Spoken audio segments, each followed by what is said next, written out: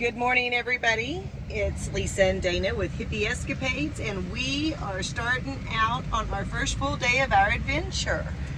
We are in Wichita, Kansas. We stayed the night at a Walmart last night. It was an excellent night's sleep. We got up this morning, got some gas, and we just went to this lovely little restaurant called Paris Baguette. We've actually been here before. Wichita is only about an hour from our home base.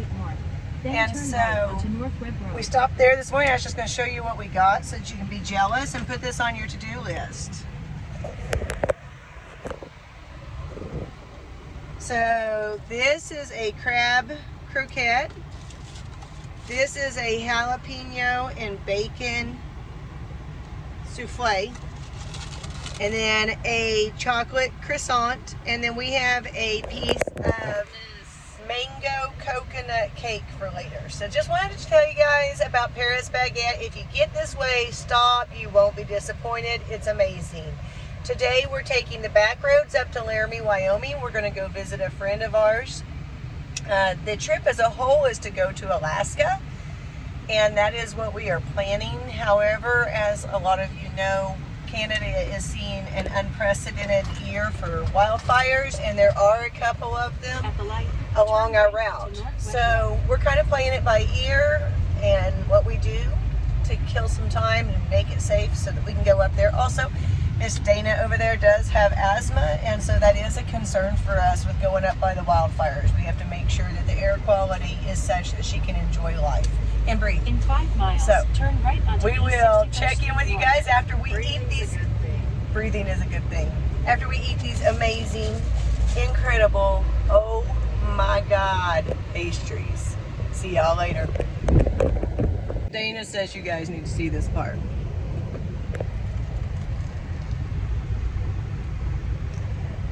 Do you hear that crunch? Oh my God. It's so good. It's got like crab salad in the middle. Oh my God. Crab croquette, folks. Paris Baguette, Wichita, Kansas. It's good. What's your favorite part? The breading. The crisp in the bread, isn't it? Yeah. It's like perfect. I mean, the filling's good too, but that crisp. It's light and airy and crunchy. And yeah. It's delicious. Buttery.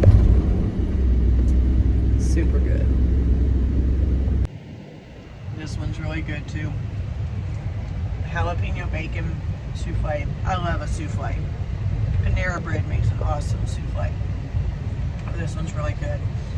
The layers of the pastry are just so light and so they smell in your mouth when you bite into it.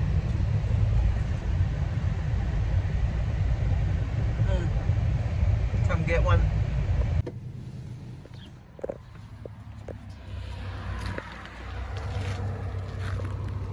We are at the world's largest check egg.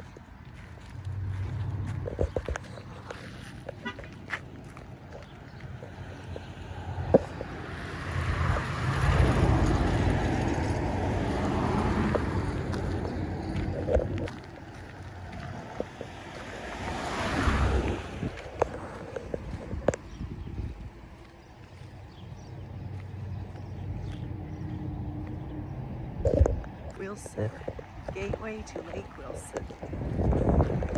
Oh, let's go read about it so we understand what in the hell we're looking at.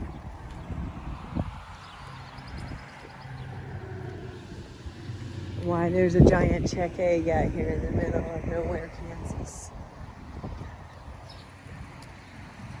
Check capital of Kansas. Well, I guess that explains it.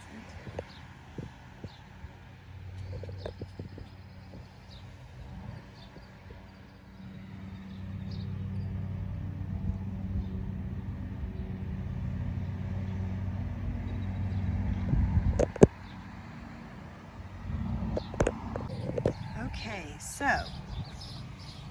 this was established in 1871, Wilson was, and it was founded as a cattle trade hub, but that never really stuck.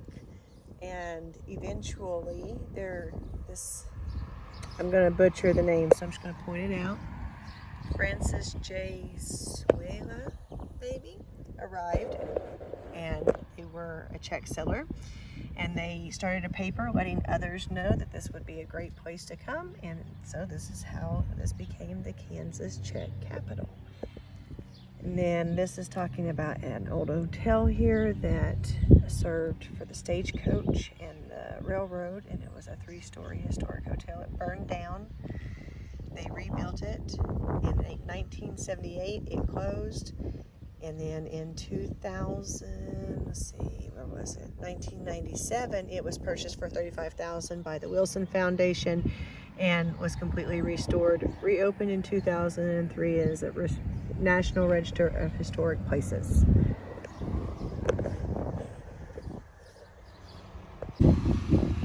Today, the descendants of Czech migrants preserve their heritage through numerous activities, public art, and traditions. The Czech Kansas capital of Kansas is especially famous for its annual after-harvest Czech festival. Other notable examples of the Czech culture include the former Wilson Czech Opera House and the world's largest hand-painted Czech egg. In addition to the Czech culture, Wilson also celebrates the work of local and state artists, craftsmen, and food producers at places like the Kansas Originals Market and Gallery. Even students partake. Wilson School's art teacher taught her students the Czech technique of hand-painting eggs.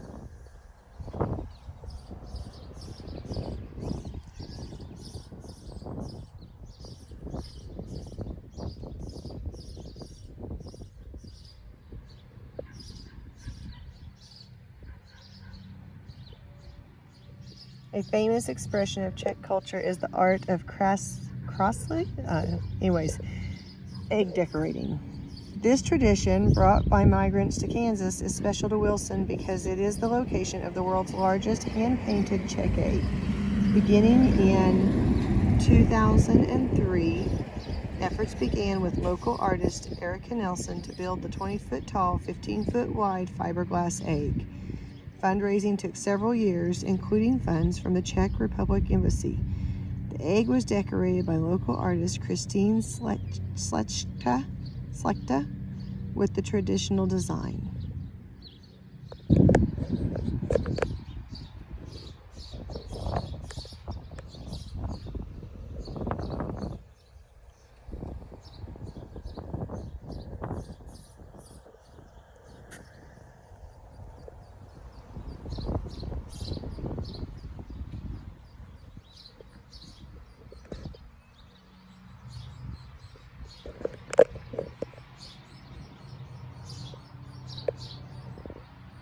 It feels really big when you're standing here underneath it. Just to put it into perspective, if I stand up straight, I am not even at the edge of it. There's our beautiful girl.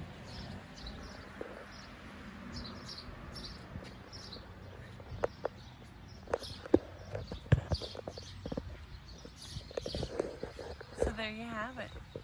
The world's largest, beautifully painted Czech egg right here in Wilson, Kansas.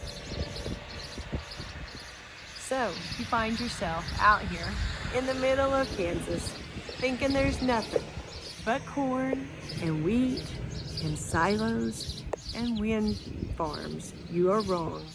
Keep going and look for the pretty painted egg.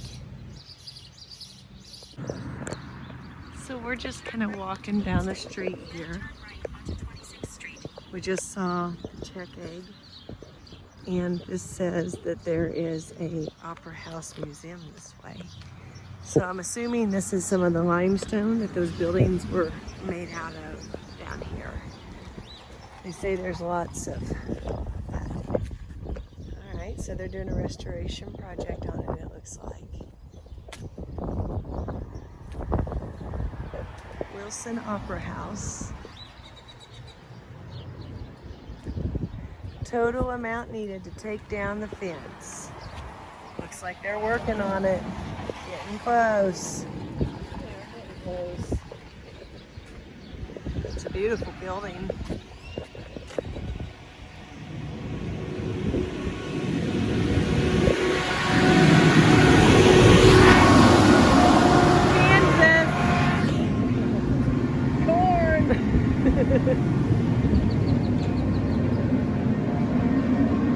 Yeah, see that's what we've been seeing. Lots of that. That's what Kansas has been the majority of until we found this cool A.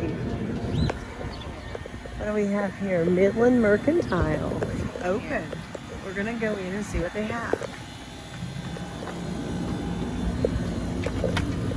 I bet they have pretty painted legs. It's a good thing my purse is in the car. Hi, how are you? Hey everybody, we just arrived at Nicodemus. We're going to learn more about this. This is a National Historic Site here in Kansas, and we are going to go explore it and find out what it's all about.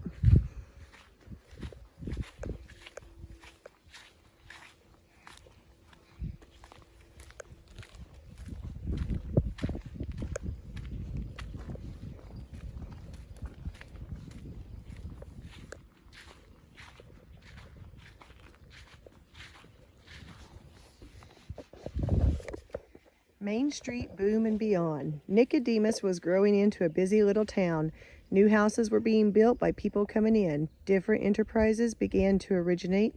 Conditions began to improve.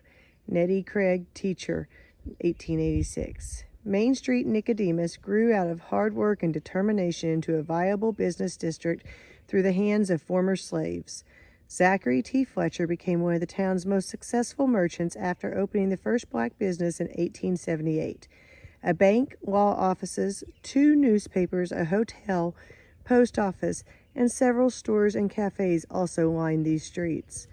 Abuzz with the prospect of securing a stop on one of the railroad lines to the expanding west, more than 25 new structures came in 1886. By the fall of 1888, that hope had evaporated. When the railroad bypassed Nicodemus, most merchants moved to other towns along the rail line, like nearby Bogue. Despite this setback, a few black merchants persevered. Zach and Thomas Fletcher, Nicodemus's perennial capitalists, still operated the St. Francis Hotel, the livery stable, and a farm implement business. Jenny Fletcher, Zach's wife, ran a millinery shop. Jake Riley operated another livery stable, and G.M. Sayers ran a general store, demonstrating determination, resilience, and commitment to a land they loved.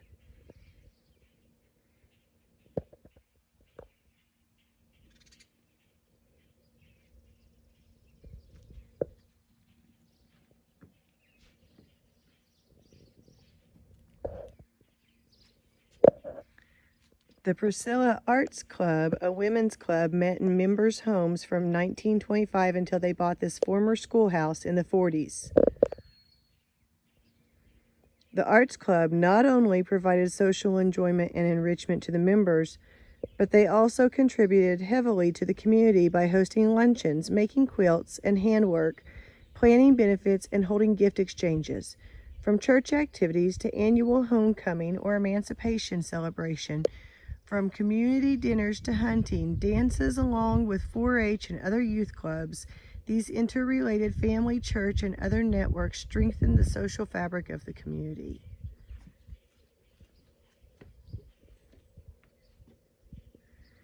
Wood is scarce on the Kansas prairie. Frugal farmers got as much out of their buildings, converting them for new uses as needed. Built in the 1910s, this was the county's Lone Star or Cracker Box School, located in the northwest part of the Nicodemus Township. The Priscilla Arts Club bought the school after it closed in the 1940s. Members' husbands moved it 6 miles to this location.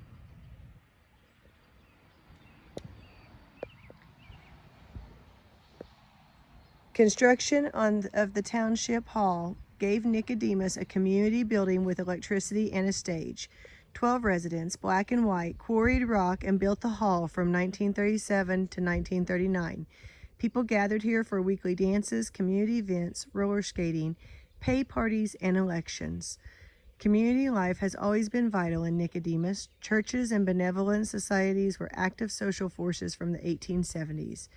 During the Great Depression, the federal government's Work Progress Administration paid unemployed people to learn new skills. Nicodemus residents learned new trades while building their own community center.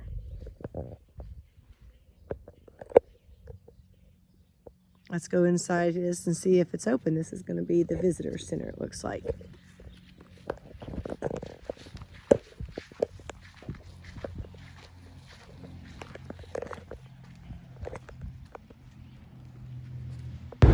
We made a quick drive around town and saw the African Methodist Episcopal Church. After that, we saw the old schoolhouse built in 1918. And that was the First Baptist Church built in 1907. As you can see, it needs repairs. This was the mango coconut cake that we had gotten that morning, and it was so good. Then we noticed that we had a big blob of purple headed our way, so we started making a run for the north. We had to avoid that hell. With our solar panels, we try our best to get out of the way of these storms. So we headed north to Arapahoe, Kansas, and hung a left and headed over to McCook, which put us in the area of the green and yellow rather than the purple and black. Sometimes you just got to change what you're going to do to keep things going the right way. So we pulled over for the storm a little further up the road and took a nice afternoon break and enjoyed the rain and avoided all the nastiness of that old purple blob that was headed our way down in Norton. Enjoy our drive.